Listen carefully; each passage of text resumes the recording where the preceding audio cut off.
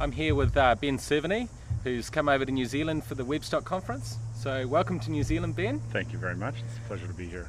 You tell us a little bit about yourself and what you're going to be speaking about at Webstock. Well, I have a long and storied history of interaction design. I've been in the industry now for almost 20 years. I've worked on things from operating systems to mobile phones to I've worked a little bit on a massively multiplayer online game that became Flickr. I'm now involved with a data visualization agency. Let me stop you there for a second.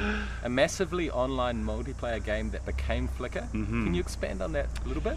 Yeah, it was sort of a testament to how innovation happens in the online space. It's basically we started off with the sort of idea that we were going to provide a context for socialization online, and we thought what that meant we were going to build a game space. We're very interested in how the ideas of play help people socialize and understand systems, and it turned out that within that we found a variety of different sort of ways that people could be social together online, and so we started to build what we called instruments for them inside the social space of the game. And the first one, of course, was about photography, and it turned out that specific facet of socialization was so powerful that that one insight became the entire project.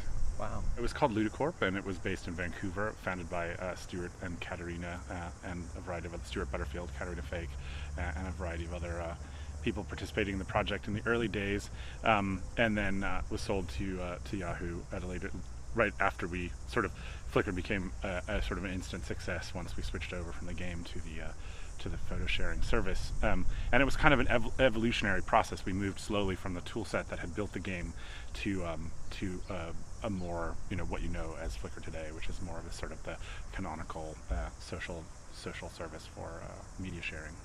Great. And where have you moved on to? Well, from there? After I kind of diverged from Ludicorp just as the sale to Yahoo was happening, and at that point went to work for a company called FrogDesign, which is an industrial design agency, and I ran a laboratory there called the Experience Design Laboratory, which was about the convergence of experience design in hardware and software. So that was part of a lot of industrial design agencies at the time were just trying to figure out how to build unified experiences across software interaction and hardware interaction. So at the time it was a lot harder to make that case before the iPhone came out, which became the sort of grail object in terms of that type of relationship. So now that that is a much easier sort of sell than it once was. So you touched on the iPhone, but what are some of the other examples of maybe that connection between industrial design and interface that you're working on more frequently or inspiring you at the moment?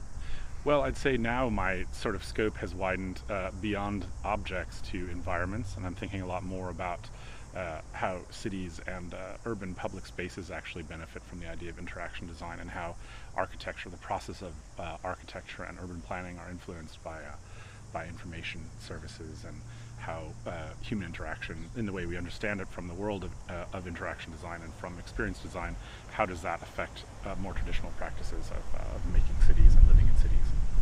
So what are you going to be speaking about at the Webstock conference?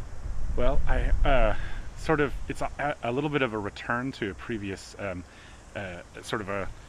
one of the kind of spaces of ideas that launched me on this current trajectory, which was we had a conference in 2004 that became kind of a seminal gathering of people. It was called Design Engaged, and actually many of your other speakers at Webstock have been from the Design Engaged kind of pool of people, which have turned into really a force of diverse design disciplines, where everyone has kind of a shared understanding of some of the principles about how new approaches to the way that we can build these experiences for people. And so at the time I spoke at length about this idea that we were generating kind of what I called the soil of metadata, the idea that we were accreting so much metadata on all of the sort of objects and actions and places that we inhabit, that we had this rich kind of fertilized kind of material that then out of which would grow these semantic structures that were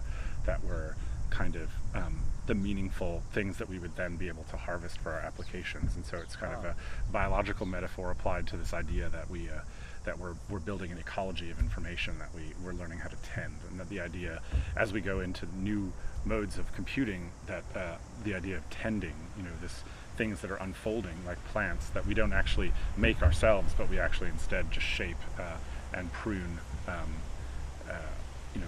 We have a different type of relationship with information now, which is more of an agricultural one.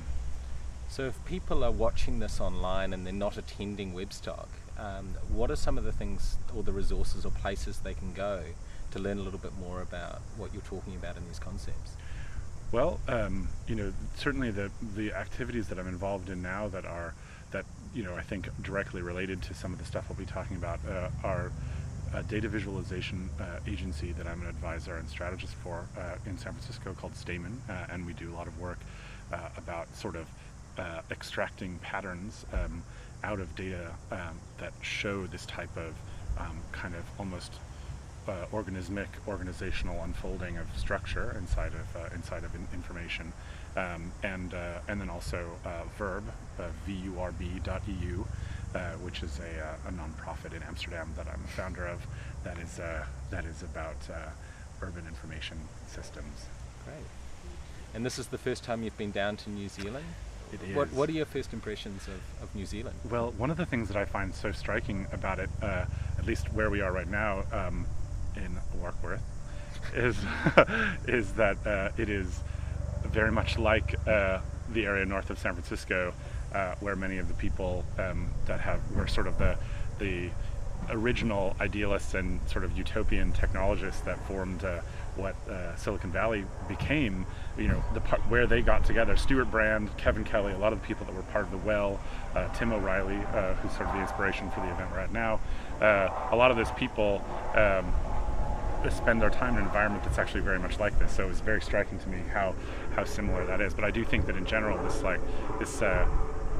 the natural beauty of the place is something that inspires in the same way that California, I think, benefits from this type of intense natural beauty that allows people to reflect on their sort of technical tasks.